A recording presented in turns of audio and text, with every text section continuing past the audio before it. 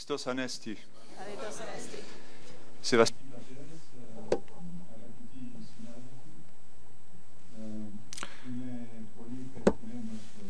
Dear Fathers, I'm delighted to be here in this important conference.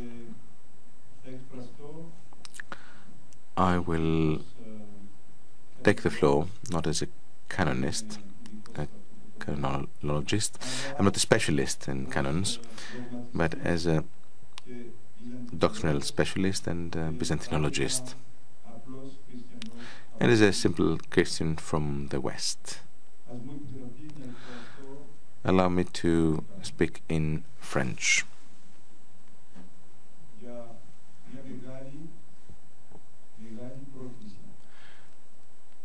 There's a huge challenge before us, the challenge of the unity of Christians. As said this morning, His Eminence of Nigeria, we must discuss the real big issues of the Church that the world is faced with today. In the secular environment, unity is a necessity.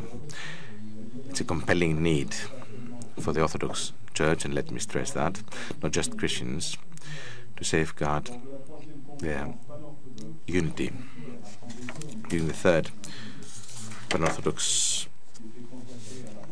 meeting in Chambéry in 1986, dedicated to dialogue with other Christian churches, our church committed to promote the cause of unity with all Christians who are outside the canonical boundaries of our church. 50 years later, after the meeting between the Pope and His All Holiness, the dialogue continues. However, one could be surprised that the recognition of baptism by traditional churches had already started since the times of the Roman Church. Actually, the recognition of baptism by the Roman Catholic Church was never recognized by the Orthodox Church.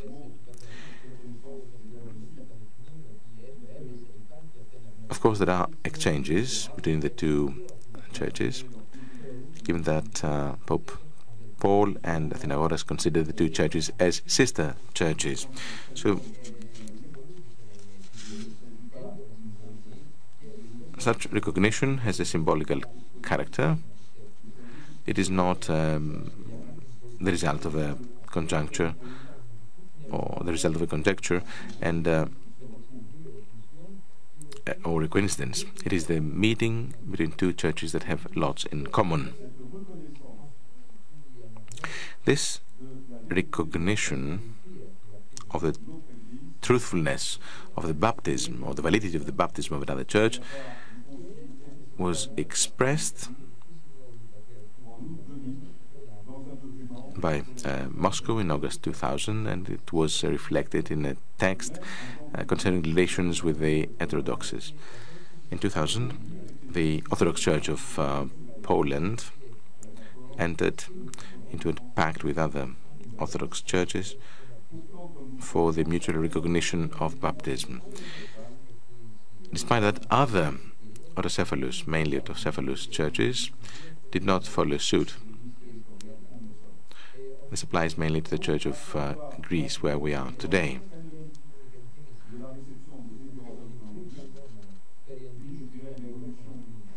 After the reminder of the relevant canon, there were some chaotic developments. But allow me first to discuss some historical developments to explain why this extraordinary situation prevails in the Church of Greece. So first, canonical norms in practice concerning the reception of heterodox Christians. Since 1054 or even 1204, the question of the recognition was not a real issue, directly at least. Well, the Orthodox Church did have, of course, its ways in order to accept other Christians. After the schism, the mode of accepting Latins back to the Orthodox Church required from bishops an answer deriving from the decisions of the ecumenical councils. The main rule here is Canon 95 of the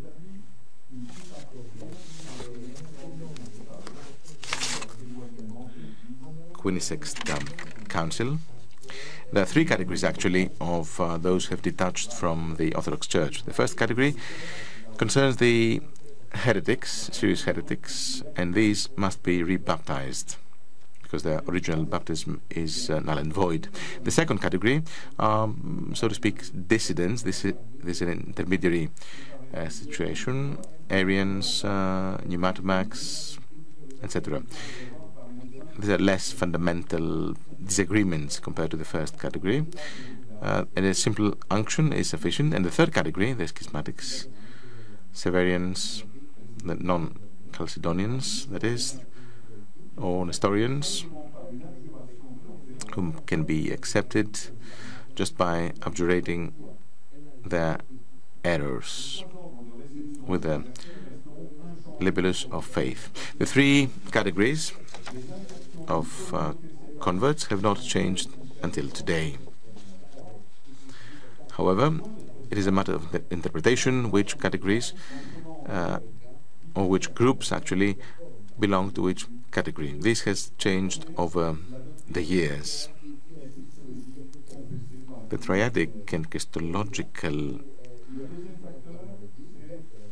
theory is one of the parameters that we take into account.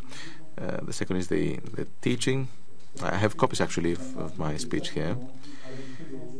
The attitude vis-a-vis mysteries. Mr. Petrelos, I have a copy for you.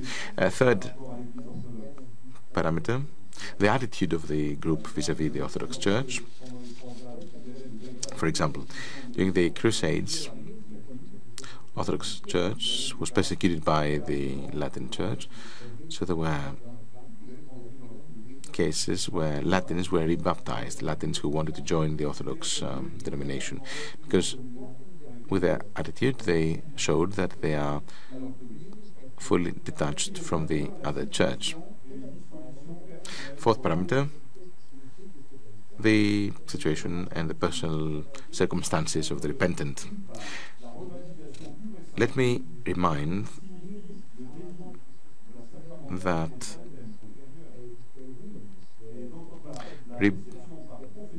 baptism meant full negation of the previous denomination. Then, of course, we have the second category, the intermediary category. In this respect, let me remind you that the laying on of hands is sufficient for the chrism. These are the dissidents.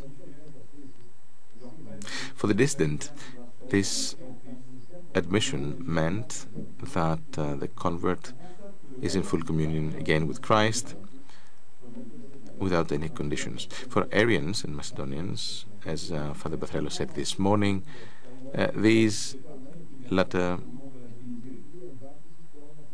actually are considered Orthodox since they have been baptized by immersion 3 times. The non-Chalcedonians and Nestorians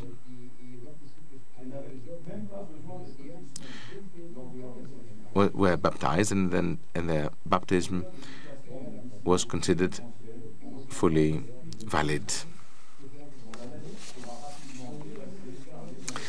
But let us come to some other canons which become obsolete.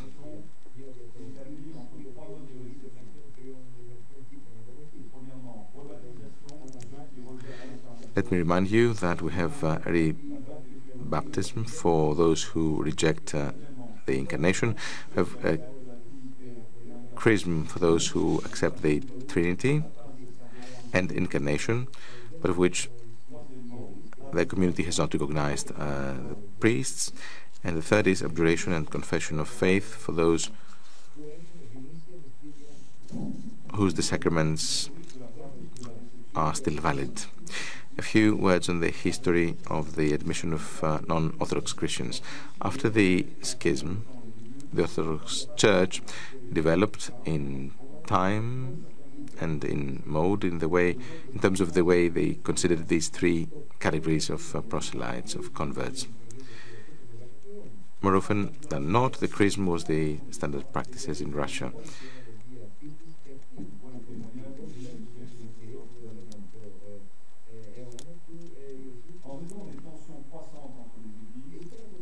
Theodore Balsamon has written extensively on the issue.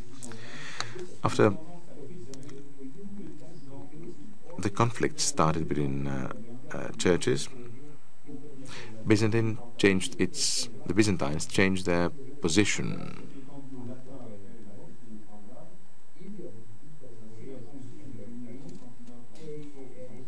Especially after the Third Crusade.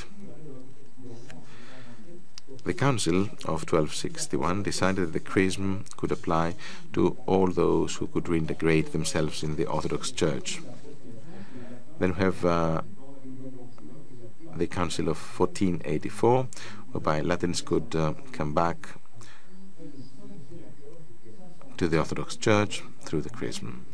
This applied until 1755, for quite a few centuries. In 1672, for example, Patriarch Dositheos of Jerusalem, in his Confession of Faith, says to the Westerners, to the Latins, although their faith is defective, they have been completely baptized. They have been subject to the Telion Baptisma, so they don't need to be rebaptized.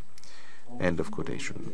In Russia, the rejection of the Council of Florence led to serious reaction. But that was a brief parenthesis, just until the next Council of 1667, when the Greek Patriarch reapplied the habit of the simple chrism, with the exception of Protestants who needed to be rebaptized until 1718. Ever since, all Orthodox churches had agreed with regard to the way of admission of other Christians to the Orthodox Church. The main method was chrism. However, this again lasted for a very short period. Massive Christianizations in Transylvania and in the Middle East, in Syria as well, led lots of zealots in Constantinople. Cyril V, an anti-Latin,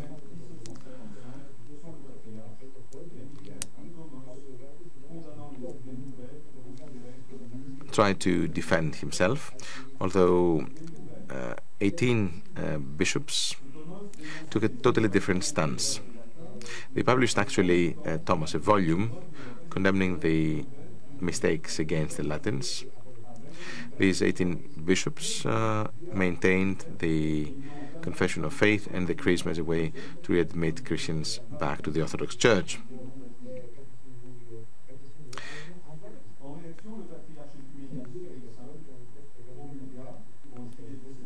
Cyril V, a bit later, got in contact with the Patriarch of Jerusalem and Alexandria, and agreed that the Catholics are considered non-baptized.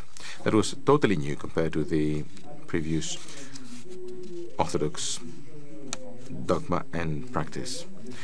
Actually, this goes against all these 18 bishops and against the Canon 33,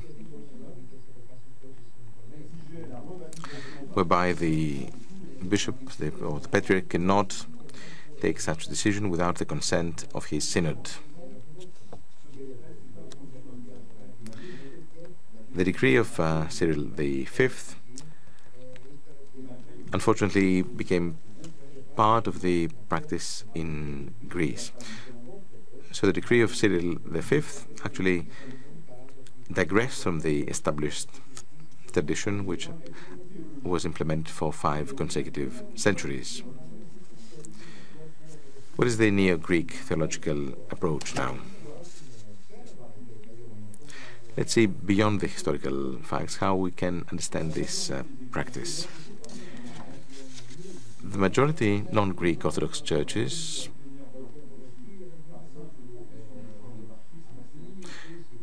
have adopted the following practice. They can admit a non-Orthodox Christian, but they consider his baptism as valid. The Greek Church does not agree here because of a new theology among Greek theologians, because of the Pidalion, the rudder of Agaios Nicodemos Agoritis. Agaios Nicodemos, Saint Nicodemus, offers a new theory concerning the need to rebaptize Latins. Nicodemus claims that he is closer to the original Orthodox tradition, ignoring the Fifth Council. He goes back to Cartagena, whereby all non-Orthodox Christians must be baptized to be admitted in the Orthodox Church. Nicodemus so goes back to the 1st and 2nd century in the belief that this romantic going back to the roots is the most authoritative source.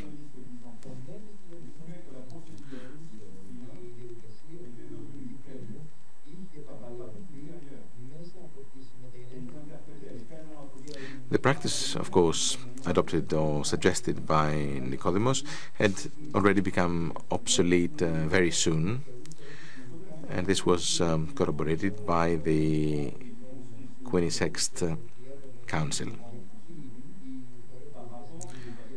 Hierophos agreed with St. Basil and the decisions of the 26th Council.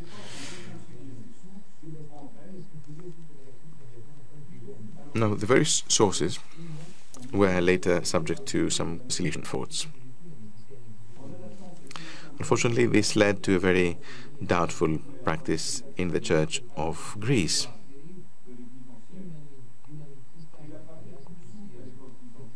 We still have a gap, a disagreement between the two approaches. Nicodemus tried to find a solution on the basis of a very strict interpretation of economia.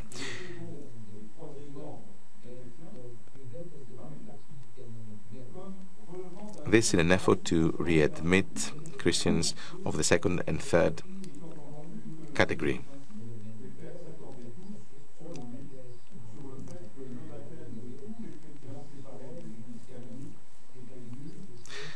Normally, all Orthodox fathers agree that the baptism of the Latins should be considered as valid.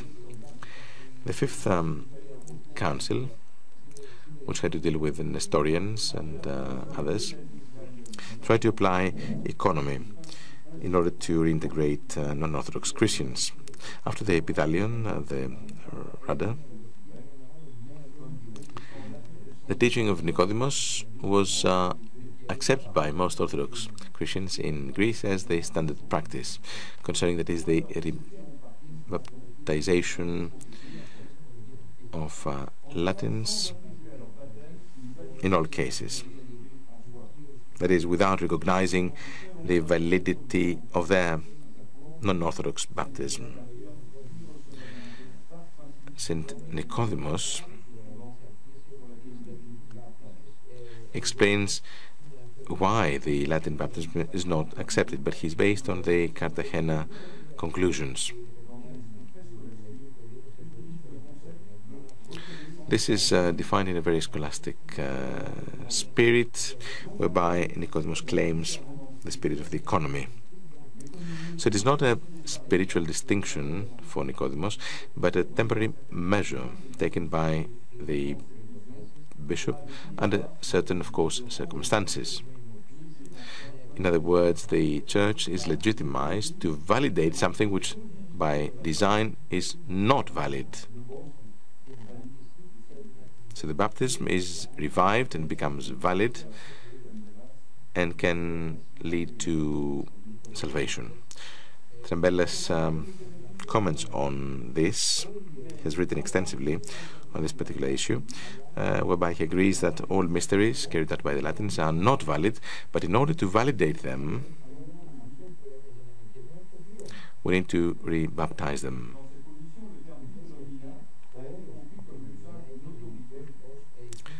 Several theologians have used the word economy here, which has been interpreted as a retroactive validation of mysteries and ceremonies that have taken place outside the Orthodox Church.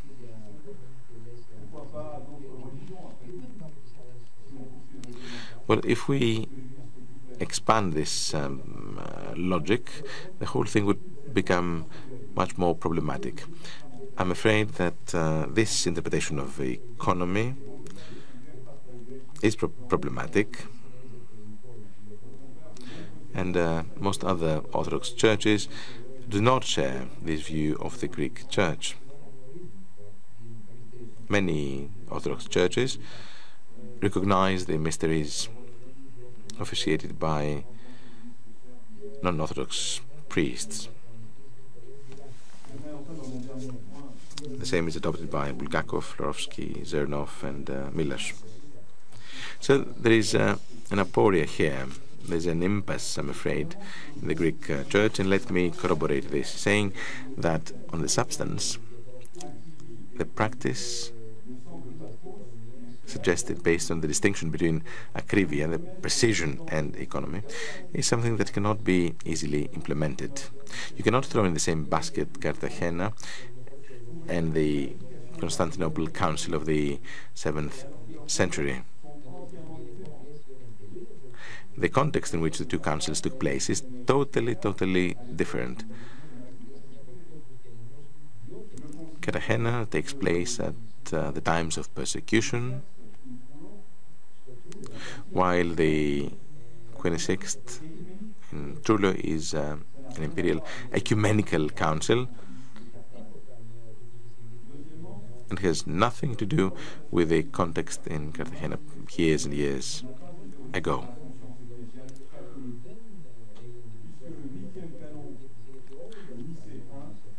The Catholic Church did interpret this in a different way. The Catholic Church is against Cartagena, and Canon 8 says that those who derive from the original church are not to be rebaptized, but by simple laying on of hands they can be readmitted. Before 1755, there was no canon relating directly to Cartagena. Balsamon actually maintains the same.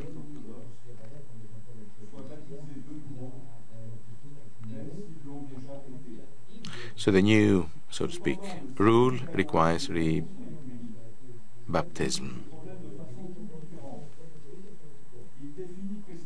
But even here, the Second Council resolves the matter in a totally different way as far as the substance is concerned. According to this canon,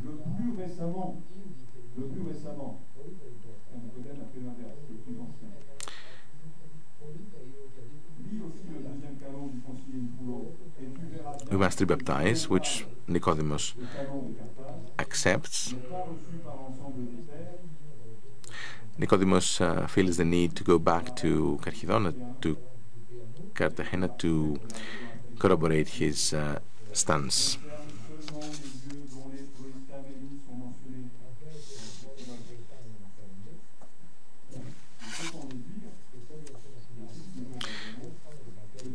my conclusion and the conclusion of Balsamon is that this canon is not implemented by all fathers, with the exception of the Greek Church. The canon of the Second Council required something totally different for the schismatics.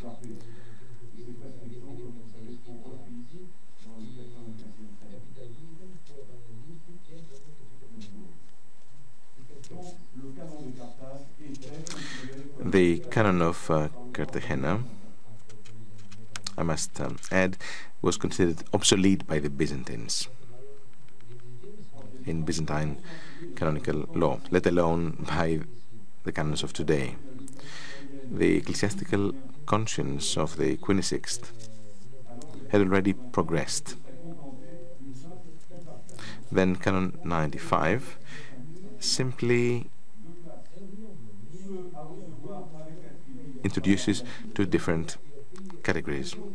It distinguishes between those who can be readmitted because of their baptism and then all the others who can be readmitted by economy. This subdivision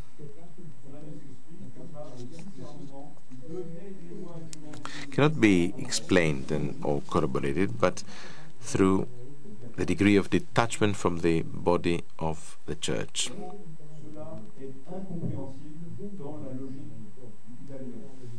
This cannot be realized logically in the logic of the Epithalion.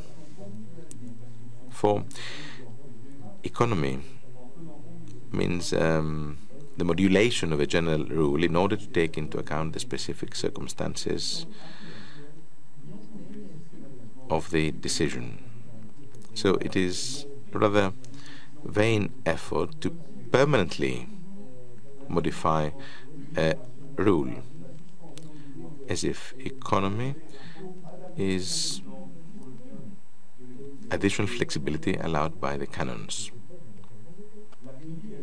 No, economy is only the right to adapt on an ad hoc basis. Economy